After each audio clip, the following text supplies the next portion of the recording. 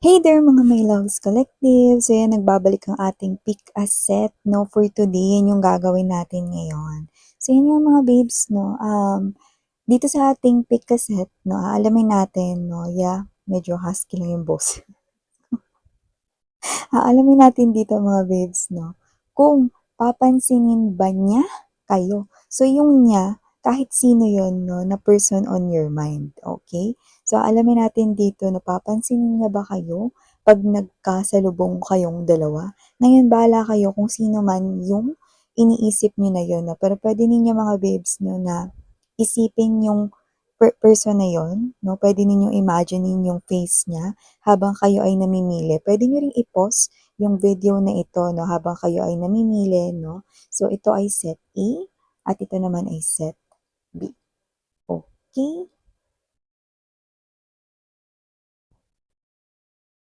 At dahil nakapili ka na, simulan na natin sa set A. So yan. Lagay muna natin dito sa gilid yung set B. So yun nga set A, no, wala tayong gender dito. So babae, lalaki, LGBT, lahat welcome. Pwede nyo rin pong i-flip yung mga roles kung gusto ninyo. And at the end of the day, may free will po kayo, of course, na pwede ninyong gamitin anytime, anywhere. And yes, no, mga babes, no, dito rin po, no, is wala rin po tayo ditong time period. So pwedeng ito ay mangyari kahit anumang oras. Okay? So set 18 na natin dito. You have here the, whoa, this is a great indication, no? Kasi sword is communication and ace of swords right here, no, is a communication. Pero dito kasi parang masinsinan to eh. Alam niyo yung sword to, pero ang nakikita kong aura nito ay fiery red. So malamang, isa itong klase ng adult communication. Like, nakikita ko rito na serious kung sino man yung taong ito, no? Na gusto ninyong kausapin. You know? Parang, ewan ko, no? Parang medyo inis siya, buisit siya, galit siya. Tingnan natin. Four of Coins energy. Queen of Swords. Okay, okay. So, yun nga set A, nakikita ko dito mga mahal, no? Okay. Lumalabas siya dito bilang Queen of Swords energy, no? So, makikipag-usap siya sa'yo. Okay? Pero, dapat, ikaw yung maunang mag-approach. Yan. So, hindi ko alam, mga babes, no? Kung sino man tong energy na to, no? Pero basta, pwedeng may kinaiinisan siya rito, na posibleng baka meron ba ditong situation na baka may nasabi ka na inis siya. May iba kasing ganun eh, no? Pwedeng yung iba hindi naman malalim yung inis, mga babes, no? Pero gusto niya pa rin na siya yung unang pansinin mo. Yan. So, parang medyo demanding siya. So, hindi ko alam, no? Parang yung energy nyo kasi rito, ang ganda naman ng usapan ninyo, tapos parang naputol. Tapos ikaw to iniisip mo, meron ka bang nasabi na hindi maganda or what? Yan, no? May ganun kasing klase ng energy rito, na parang biglang nag-lie down. Sige, next time na lang tayo mag-usap. Yan, na parang ganun yung energy niya. No? Parang, sige, may gagawin pa pala ako. Yan, no? Tapos ang ganda naman ng usapan ninyo. It's parang, ikaw, hindi mo alam, no? Siguro yung iba sa inyo, fresh energy to. Like, kailan nyo lang nakilala, no? Or parang kailan nyo lang siya na-meet, ganyan, no? Tapos parang hindi mo pa alam kung paano yung ugali niya talaga or ano yung galawan ng flow talaga ah, ng kanyang behavior or personality. No, siguro parang ikaw to, ano ba yung kausap ko, parang ayaw niya nata kausapin, pero ng mga ilang araw lang, parang okay naman kami, maganda naman yung pag-uusap namin, yan, no? Pero yung iba doesn't have to be na it's a totally fresh energy. Pwede rin naman na kahit sino nga ito, pero yun nga, no, parang nagkaroon kayo rito ng tampuhan, pwedeng nagkagalitan kayo rito, no? So parang, di ba ang ating concept is, kakausapin niya ba kayo kung magkakasalubong kayo? You know? So nakita ko rito, kakausapin niya kayo pero dapat mauna kayo. Tsaka ito ha, oo, naiinis siya sa'yo. Oo, pwedeng galit siya sa iba sa inyo. Oo, pwedeng um, meron siya ritong pagkabwisit 'no or buringot siya rito dahil sa inyo, pero iniintay niya kayo with the presence of Ace of Swords energy and there's this Three of Wands energy 'no, at nakita rin tayo ng energy rito na may pagkainit. So, maaaring kayo ito 'no na siguro mga ilang araw kayo na parang nag-iisip kung ite-text niyo ba siya, icha-chat niyo ba siya, tatawagan niyo ba siya or whatever. Yun din yung mga days na naiinip siya rito but this person here is holding back. Pinipigilan niya lang yun mga mahal 'no, kasi nga ayaw niya nga mauna, pero kakausapin niya kayo. So may gano'ng klase ng energy. Yung iba mababaw lang naman, yung inyo ritong naging, hindi pagkakaintindihan. Pero yung iba, yes. Possible na hindi mo pa kasi nahuhuli yung ugali talaga niya dahil yung iba nga, bago niyo pa lang siyang nakilala rito, 'no. Pero kung bago lang, nakita ko rito na hindi naman siya sly fox. Kaya kung sino man itong person na 'to, 'no, hindi rin naman siya rito yung energy na hindi mapagkakatiwalaan or, nandudugas in a way, 'no, or kung ito man ay parang type ninyo, crush niyo siya 'no, nakikita ko dito na iniintay niya rin naman ang inyo ritong, mensahe sa kanya 'no. At least magkakasalubong kayo dito 'no, nakikita ko rito iniintay talaga niya. So, maaaring 'pag nagkasalubong kayo mga babes 'no, at kung sakali man na una ka niyang makita, eh, titingnan ka niya pero iiwasan ka niya ng tingin 'no. Malayo pa lang kayo ha, makikita ka niya pero hindi niya tatagalin yung tingin niya sa'yo. Pero hoping siya na tawagin mo siya, okey, or, lumapit ka sa kanya 'no, at nakikita kong hindi siya nag-he-hesitate rito na kausapin kayo. Unang salita mo pa lang or puwedeng tawagin mo yung pangalan niya 'no, or lumapit ka sa kanya, okey, magre-reply agad 'yan. Bakit? Kasi this person right here 'no, also wants to clear the air sa inyong dalawa, 'yan 'no. So, nakita ko dito that with the Two of Coins energy and the Six of Coins, 'yan. This person right here will eventually talk to you. At habang nag-uusap kayo, nakikita ko rito na parang namamatay yung fiery aura of energy niya. No? So, gusto niya rin dito magkaayos kayo, magkalinawan, no? So, sasabihin niya rin dito mga babes, no, kung ano ba yung parang naging issue. Bakit parang bigla siya ritong um, nagtampo, hindi niya sinabi kung bakit, no? Kasi may energy rin siya mga mahal, no, na gusto niya kasi alam ng isang person yung mistake niya or kung ano ba yung nasabi niya na hindi maganda. Kasi minsan 'di ba, sometimes 'no, yung human beings dire-diretso tayo sa pagsasalita 'no. Sa'tin okey lang pero sa iba pala hindi or parang eto na 'no, yung iba naman okey naman yung flow ng usapan ninyo pero siya pala mali pala intindi niya. So may gano'n din, 'di ba? So nakita ko rito na parang kayo 'to, you were bothered here 'no, kasi hindi niyo na kayo kinakausap, 'no? Or this person here starts to, parang feeling ninyo iniiwasan niya kayo pero totoo nga. Kasi nga ayaw niyang sabihin rito 'no na, "Bakit ano bang mali mo?" So, nakikita ko dito mga babes na parang ayaw niya namang galing yun sa kanya. So, parang binibigyan ka niya ng hint, binibigyan ka niya ng clue 'no, by yung kanya ritong words and actions na parang, sige may gagawin pa pala ako, mga gano'n 'no.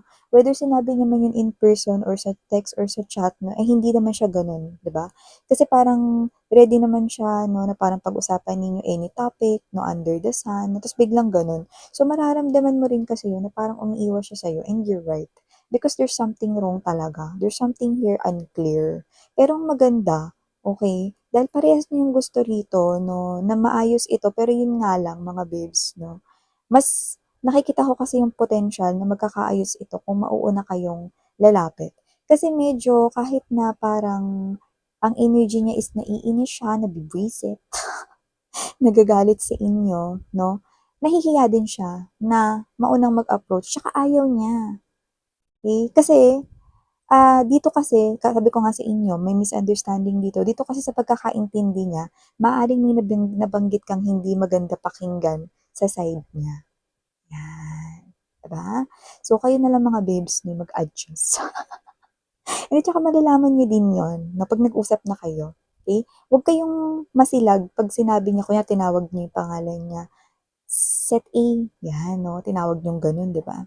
Tapos, sinabi niya sa inyo, "O bakit? Anong kailangan mo?" 'Yan 'no, puwede kasing tarayan niya kayo at first or yung tono niya pagalit pero yung totoo gusto ka niyang kausapin, okey? Para kasing ano niya yun, eh, defense mechanism, parang shield, gano'n 'no? Parang yun yung una niyang bungad sa'yo kasi nga ang sa isip niya ikaw may mali, eh, or may nasabi kang, na-misunderstood niya, 'yan. Pero wag kang umalis dun sa usapan na yun kasi makikipag-usap siya sa'yo, "Puwede ba tayong mag-usap?" "O sige, pero bilisan lang natin mag-usap." Yun, ibig sabihin dun pa lang sa umpisa pansinin mo na, hindi niya ni-reject yung pag pag-approach mo agad-agad, 'di ba, during your first sentences, okey? It is because this person here really wants to clear this, 'yan. So ayan mga babes 'no, nakuha natin dito ang direktang sagot, kaya naman huwag na kayong magpatumpik-tumpik diyan, bumkaraka-raka, 'di ba? Huwag na kayong magtago diyan sa gedli. Kasi habang umaandar pala rito yung hindi niyo paglapit sa kanya, iniintay rin po pala niya kayo. So 'yan 'no, ngayon tumawid na tayo sa set B, tamang ligpit muna tayo dito mga mahal, So kakausapin niya kayo, yun ang lumbas dito.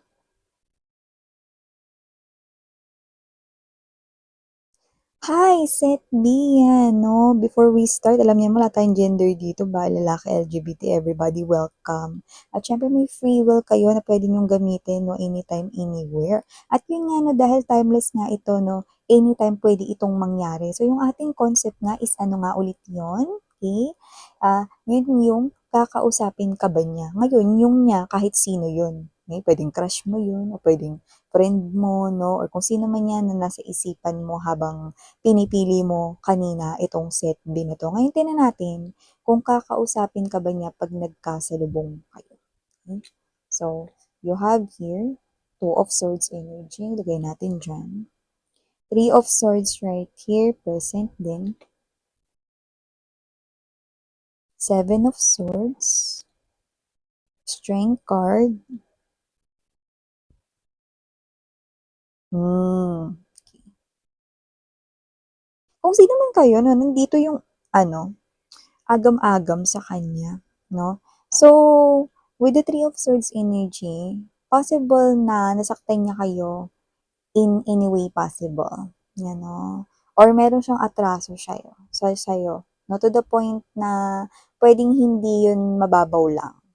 Puwedeng nasaktan talaga niya kayo, iba parang umiyak kayo, siguro ex niyo 'to, 'yan 'no, or kahit sino ito 'no, puwede rin naman na friend 'no, na posibleng nagkaroon rito ng atraso sa inyo 'no, or puwedeng may backstabbing din dito or meron din ditong basta hindi mababaw. Basta yung dating dito parang nakita ko kayong nalungkot dahil sa ginawa niya noon or dahil sa nagawa niya or parang nasaktan kayo 'no, na parang yung tiwala is tumagilid, gano'n yung energy. So, ang tanong is kung kakausapin niya ba kayo 'pag nagkasalubong kayong dalawa? Gusto niya. Pero nakikita ko rito 'no, na 'pag nagkasalubong kayo 'no, kahit na kunyari ganyan yung ano 'no, ganyan yung pasalubong ninyo 'no, siya ang gagawin niya puwede mag-U-turn siya. Puwedeng bumalik siya dun 'no. Parang kunwari may nakalimutan siya, "Ay, may nakalimutan pala ako." 'No, kunyari-kunyari lang 'no, 'yan. Iiwas siya sa'yo, 'pag nagkasalubong kayo rito 'no. Pero ulitin ko lang, siya yung may atraso sa'yo rito at malaki yung nakikita ko ritong kasalanan niya sa'yo 'no. Kaya umiwas siya, nag-U-turn, okey? O kaya naman mga mahal 'no, 'pag malapit na kayong magkasalubong 'no, posibleng umiba siya ng daanan lalo na kung may daanan pa dito ta's may daanan pa dun. Yung tipong hindi kayo magkakasalubong kahit na dapat ay papunta siya dun, pupunta siya dito or pupunta siya dun, yun 'no. In short, iiwasan niya kayo rito. Pero sabi mo miss yan, gusto niya akong kausapin. Oo, totoo, okey. Pero kasi kaya siya iiwas dito, kaya siya mag-u-U-turn pabalik sa bahay nila or siya 'to 'no, puwedeng mag-round trip kung saan man siya bumaba 'no, na sakayan 'no, whatever.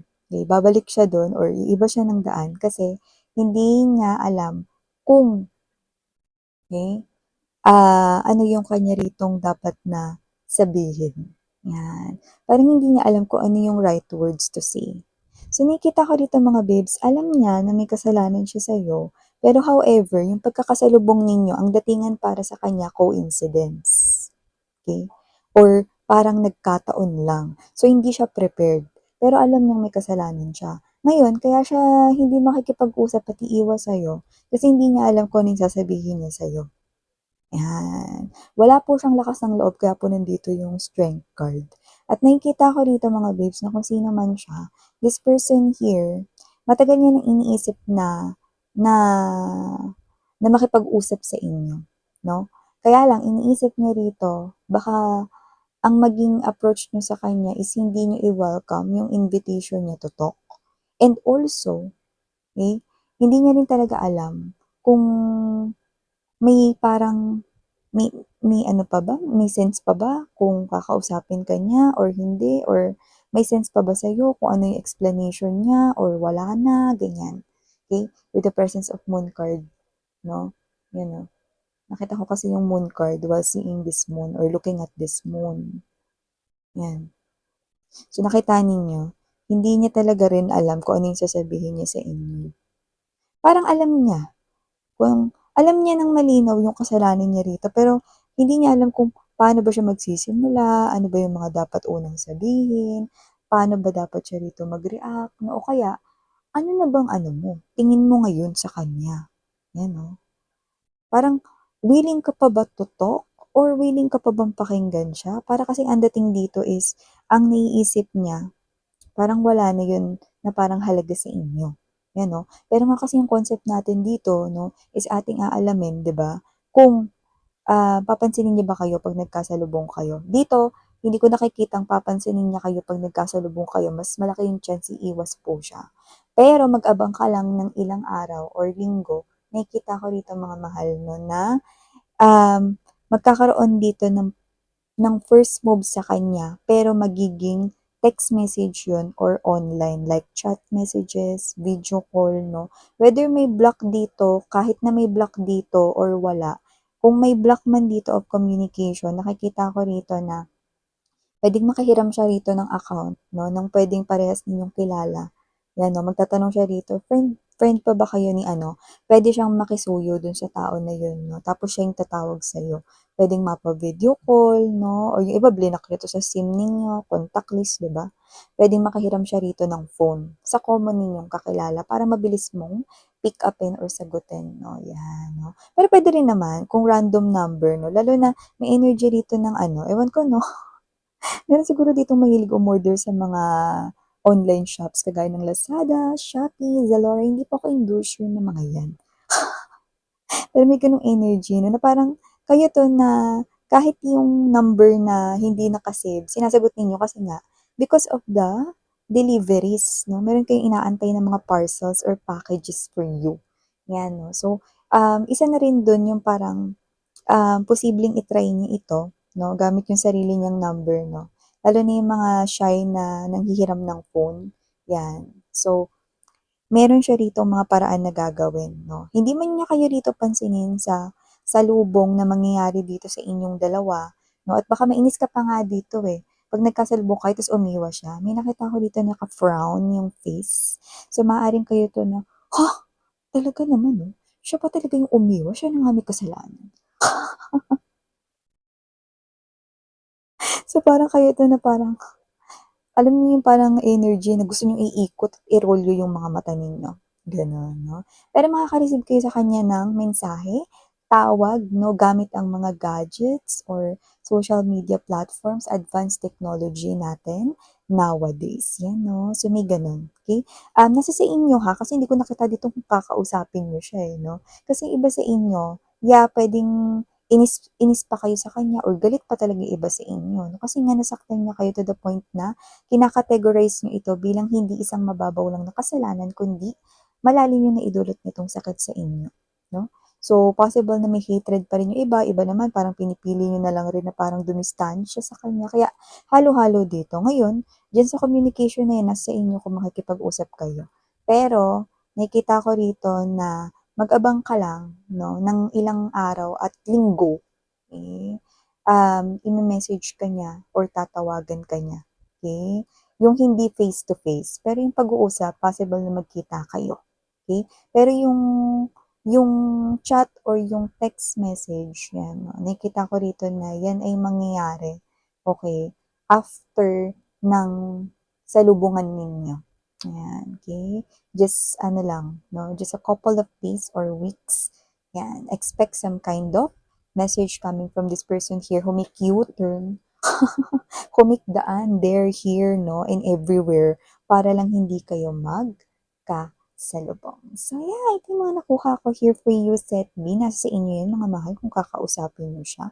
It's up to you. So thank you so much, Sarang Hiyo, Love and Light. And yes, if you're interested to make tambay din with my other channel, go ahead, you can do that. No, just click the link na nilagay ko sa description box ng video ito para ma-redirect na kayo doon sa ating other channel kung saan nag-upload din tayo ng everyday collective readings. No, namang zodiac sign ninyo, welcome na welcome kayo. Tuloy lang, basta just take only what resonates. So again, I'm Yan. Thank you so much. Love and light. 안녕.